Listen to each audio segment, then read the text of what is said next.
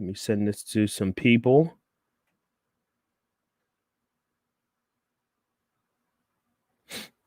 And some of our sponsors, got to get them involved too. Boom.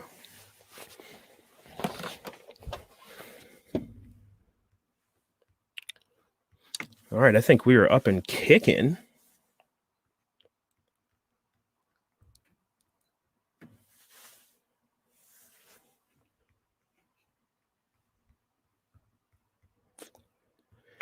All right, so I'm going live from the Nichols Worth Facebook page today. So make sure you go give that a watch, and I'm going to share that to my personal page as well. Okay, we got Frosty Phoenix and Victoria in the house on the IG. I appreciate it. All right, there we go. We are ready to go. All right, let's get started for a Nichols Worth Wednesday. Hey, welcome into a Nichols Worth. I'm your host, Keaton Nichols. Of course, you can find me on all the socials at Keaton D. Nichols, at Keaton D. Nichols. Subscribe on Anchor, Spotify, Facebook, and of course, now YouTube. Best place that you can follow along with all of my other ventures like gaming and card collecting. It's a great place to be. Happy Wednesday to everyone out there. Hope everyone's having a great Wednesday so far. Hope you're having a great Wednesday. I wanted to talk about the big news of the day today, which was, of course, this big spending situation, this big spending plan. The big news in the political world. I don't know what the big news everywhere else is. I've been missing out on some hot topics in like the music and sports world. We got to get like a pop culture show going on, and I'm looking at certain people for that kind of thing. Maybe we'll have an open room discussion about some of those other topics. Today, it's politics. I wanted to talk about Joe Biden's infrastructure spending idea situation thing going on right now. If you go to Twitter, it's the number one trending topic. It has been most of the day. A lot of people talking about it. But what exactly does it mean? What does it mean to have a huge spending plan in there? Look at that. We got a party going on the Instagram right now. If you guys aren't watching on Instagram, you guys are missing out HD. But anyway, what does it mean to have all this money that's proposed to be spent, and what's the idea from each of these political parties for pushing everything and all that other stuff? So let's talk about it. As always, make sure you give this a share on your timelines, and you are always welcome to chime into the conversation. Add your 2 cents. It doesn't have to be super political. It could just be a comment on what's going on or your feelings about what the news is. I would love your commentary on this as well. It's an open space and it's a safe space as well. So let's get to it. Let's talk about this money. Joe Biden was in Pittsburgh today. That's my hometown. It's where I am right now. I feel the black and gold right now just coursing through my veins. Anyway, he was in Pittsburgh today, and he unveiled a $2.25 trillion, with a T, folks, $1 trillion national infrastructure spending plan. That's a lot of money. That's definitely a lot of money. Now, he was in Pittsburgh because he says it's a city that has kind of reinvented itself, going from this kind of coal mine and not coal mine, this sort of blue collar steel making sort of town, that relied on old energy, so to speak, to exist and to thrive, and now is something totally different. Like, Pittsburgh is totally not that city anymore, and so he felt that would be the perfect backdrop for the unveiling of this plan. That was a part of the message as well that he was trying to send with the unveiling of this plan. So there's a lot of that little small stuff that we'll get into as well. But anyway, just to give context as to how much this spending proposal is, Congress just passed a $1.9 trillion spending plan that was aimed at, of course, stimulating the economy after COVID-19 had kind of gotten a hold of it in 2020.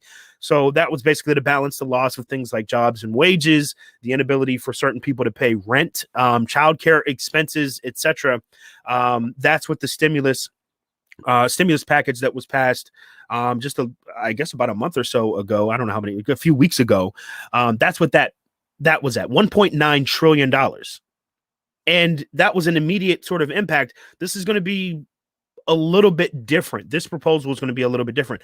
That piece of legislation essentially put direct checks into the hands of both Americans and businesses and things like that. So it was a very direct system and flow of money in that $1.9 trillion stimulus. And it kind of changed the energy around what exactly was going on too, because I feel like America was kind of watching Congress at that point, you know, because they knew the ramifications of what happened if it didn't pass. See, sometimes bills like this, there's so much in them, there's so much language, they're so thick, you know, that we as the American people, we don't really feel the impact, or we don't really at least know, many of us, the impact of what these bills are or how long they'll take to, you know, to kick in, essentially. But the stimulus, it was real easy, right? Like $1,400 checks, you know, earned child tax credits, other sort of incentives for the unemployed as well, and those that lost their jobs specifically because of COVID. All that was a part of the plan, and all that money was necessary in some way, shape, or form. So Americans were keeping a close eye on it, and it was easy to understand. $1,400, right? This is a little bit different. This plan is going to be going down a little bit different. This spending proposal is largely going to involve plans that are not going to be completed, or in some cases even take shape for several years, maybe even several presidential administrations moving forward. So there's a little bit of gamesmanship going on here on behalf of the Democrats because they're in power. It's a part of the game that we talk about and discuss on this show all the time. It's annoying. I'll plead my case at the end that we need to destroy it. But for now, I mean, this is the kind of thing that we deal with in the issues that we deal with our representatives. They're wrapped up in a bit of a fight, if you will, for respect in Congress. So some of that stuff is kind of tucked away in here as well. So as I said, the money for these things might not, the plans rather for this money might not take shape for another few years. And so therefore it's not the sexy sort of plan that the stimulus, the stimulus spending package was exactly. So let's get into it. I mean, what's exactly in it? We don't know at this point exactly what these are going to go towards. They're right now kind of grouped into big categories. That's what we heard about today. Large amounts of spending for big categories. And these categories of things will eventually become projects, will eventually become more specific as time goes on. And so we'll see that. But anyway, the raw parts of it are, it's a 4-year, 8-year plan that dedicates 8-year plan, by the way. Obviously, that involves whatever the next presidential administration, anticipated next presidential administration is. The Democrats are expecting it to be either a Democrat or someone that is going to be friendly to this plan if they hope that it works. They plan on it being 8 years. That means there's going to be another presidential administration that's going to be handling at least some portion of the spending and the taxing for this kind of thing too. And we'll get into that in a second. Anyway, it's a 4-part, 8-year plan. It dedicates $620 billion with a B, $620 billion for public transportation. That sounds pretty good. We'll get into that. $650 billion for initiatives tied to improving quality of life at home. Things like clean water and high-speed broadband. American internet sucks, by the way. And I'm saying that in comparison to what it is and what's available in other parts of the world, certain parts of the world, and other so-called developed nations. Another story for another podcast. There's $580 billion for strengthening American manufacturing, making things here in the United States. That's a lot of what the last administration really touted. They didn't necessarily want the government to spend any money on that idea, but that's what they wanted to have. Like the Trump administration and those that followed and worshiped Trump wanted this restructuring of American manufacturing. So this is something that you can see already is starting to sort of appeal to people on both sides of the ball. But you go on. $400 billion to address improved care for elderly for the elderly rather, and people with disabilities. $400 billion to address that improved care right here at home. You add all of that up, you put it into the calculator, beep, boop, beep, boop, boop, boop, boop, and you get $2.25 trillion worth of spending planned for the next 8 years. How would this be paid for? Obviously, someone's got to put some more into the kitty pot. And Mr. Biden says raising the corporate tax from 21% to 28% is a move that could partially undo the cuts that the U.S. passed in 2017. So, without going into long detail, under the Trump administration, there was another massive sort of tax overhaul of the system, if you will, that gave massive tax cuts to businesses, in addition to some other things. Again, I'm not going to get into it right now. But anyway, what this proposed legislation or this proposed plan is aimed at doing, at least in part, is undoing something that the Trump administration did or passed under its leadership in 2017. There are some other proposals for how to raise enough money for this. That can't be the only thing, but it will be the main source of power behind financing such an idea for $2.2 trillion. As amazing as it sounds, you can't really just pull it out of a hat. It does have to come from somewhere. And so that's the idea. Let's tax the businesses, the big businesses, corporations, at a higher tax rate in this country. Now, corporations have a ton of money. Let's go through some of the good stuff that I think is a part of this, right? Like, I think the idea of investing in public spaces is always a good idea. I don't have a lot of strong opposition to that, right? Especially things like public transportation. And again, I know these projects are going to get a lot more specific in terms of their detail. It's going to get a lot more specific as to where this money is going to go. Bigger cities, I'm sure, are going to receive a larger chunk of it, things like that, right? But public transportation is a big deal, right? Not everyone can afford a car. We know that. Those are some of the basics of it. But investing in something like public transportation has sort of a ripple effect, right? It's investing in the infrastructure. That's why they call this the infrastructure bill. It's investing in the infrastructure of how we do business, the basic stuff that we do every day. If getting to work, something that most of us have to do every single day, work, right? If getting to work, as an example, or getting across town or travel or deliveries could be done easier via a public transportation system, you're reducing the need for, let's say, everyone to own a car. You're reducing carbon emissions, things like that, right? So that, like, these ripple effects are sort of the special part of an infrastructure bill. So not very sexy, right?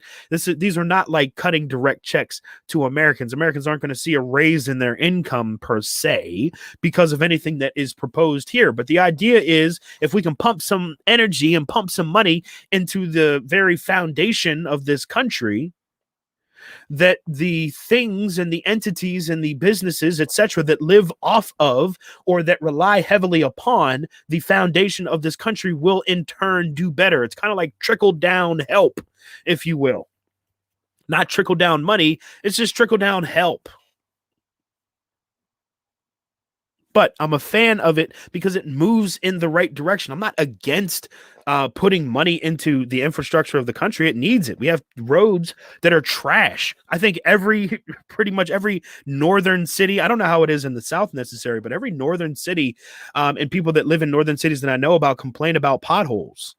It's a very basic issue. I'm not saying that this infrastructure bill will solve potholes, right? But it's an example of one of those things that you say, I really wish this was just fixed. I really wish we had a better system for this, you know? Those kind of things, I think, we have to kind of look at in a different sort of light. We oftentimes say, well, my local government, right, is not doing enough for this kind of thing. That's the first place that we look. And a lot of the blame sometimes does fall on them, deservedly so. But having federal help, having federal money is a big excuse off the table for a lot of these local jurisdictions as well that need help with this kind of stuff. It's oftentimes the first excuse. Hey, we'd like to help, but there's just no money. So, yeah, I think that that's overall good. Some of the bad stuff that I think about this proposal already, not that I think that we should take it away or that it's, whatever, we should move it off the table, but there are some bad aspects to this or neutral aspects to this. One is that it's not exactly some of the things that a lot of Americans have been crying for, right? Like, changes to the criminal justice system, gun reform, a bolster to education spending in this country. There's a lot of things that are vastly popular on both sides of the aisle, quote, so to speak, with the with the people, if you will. They're popular, and they're things that seemed a little bit more pressing. Now, there's a lot of power aspects and angles to consider here, but Joe Biden, a Democrat, is in power as the president of the United States with two Democrat-led bodies, legislative bodies in the Senate and in Congress, which means he has a lot of power. The Democrats do, at least, have a lot of power to push through the types of legislation that they want.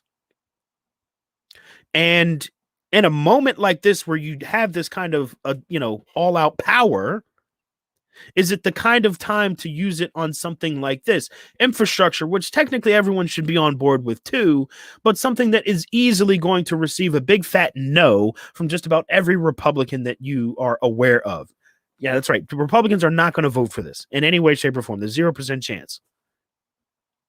Just a couple of months ago, for the spending plan that would give, of course, these checks to Americans in need, you still had pretty much universal Republican opposition to that bill because it was led, let's say, it was authored, it was organized and led by Democrats. That was the reason why the Republicans opposed it. Never mind that the people needed it. They opposed it for political reasons. And if they can politicize money going out to citizens who have needed it for about a year or so in the midst of a pandemic, then they will oppose anything. Although we kind of already knew that. So this bill going into this, right? We know that the Democrats don't need Republican support for something like this to pass. And we also know that there's not going to be any Republicans reaching their hand across the aisle saying, hey, let me throw you a bone here because I think you Democrats over there have a great idea. It hasn't happened in a while, and it's not going to happen now. I wouldn't expect that, right? And I think the Democrats know that. I think the Republicans know that. So what does this proposal mean? Why is this even happening? Why do things like this in politics happen? Why do proposals like this exist if both sides of the aisle kind of know exactly how it's going to play out? Why does this happen, and why are we wasting our time with this? That's a great question. If this kind of thing is passed, there's a few things that we should know, right? It's not going to be the same presentation that we had today. It's not going to be the same numbers that we have today, $2.25 trillion. It's just a proposal. It's just an idea, right?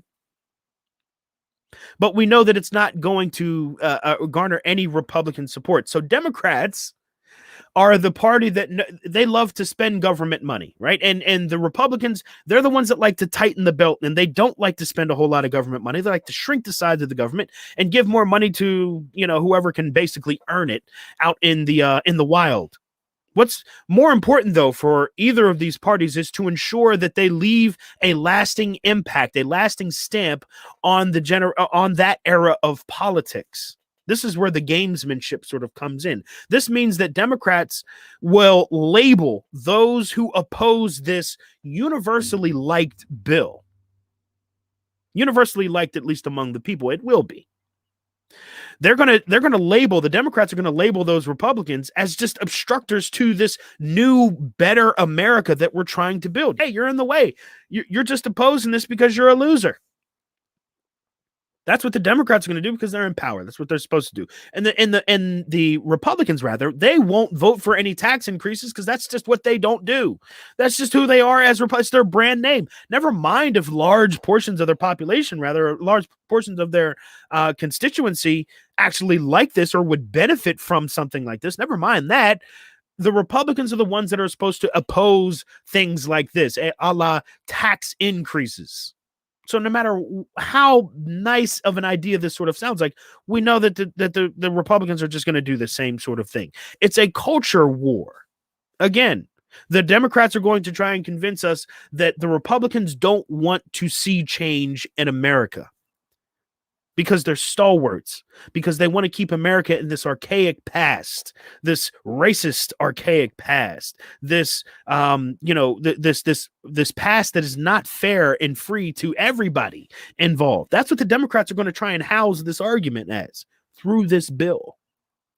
And the Republicans are going to try and frame the opposite argument that if we pass a bill like this, if we spend this much money on the people, then the people won't be motivated to go get money themselves. We can break this down all types of ways, but that's really kind of how that's like the bigger sort of war being waged here.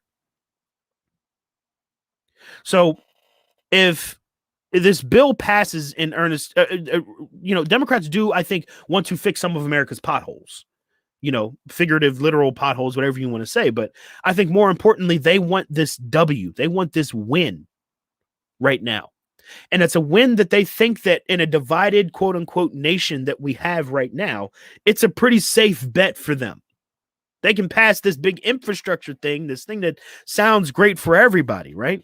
And technically it is, but it sounds great for everybody, but it doesn't move the needle on some of the things that people were quite literally pouring into the streets for last summer. The thing that just a couple of weeks ago we were reminded again is still a tremendous issue in this country. Police, guns, education. Again, any of these things prioritized by the Democrats right now? No. And it's not because the Democrats don't necessarily care. It's because the Democrats want to win. The last 4 years were full of the Republicans wanting to win. It's just how these things work. It's all part of the game between the blue gang and the red gang.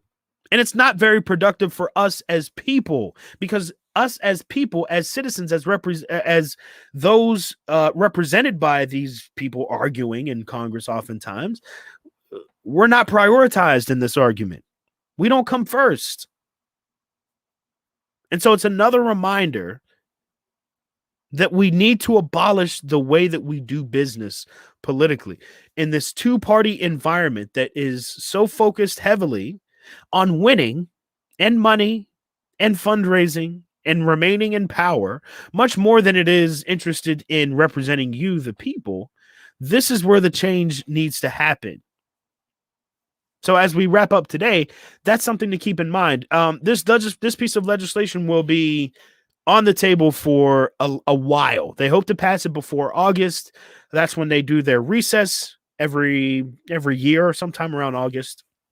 They take a month-long recess.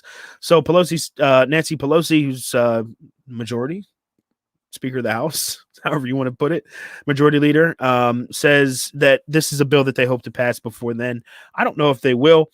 They have another spending plan that they hope to unveil in a couple of months. Some of the political restructuring of everything may mean that Democrats kind of take away certain things that were in the proposal today and try and usher them in a backdoor sort of way through other spending plans and stuff like that.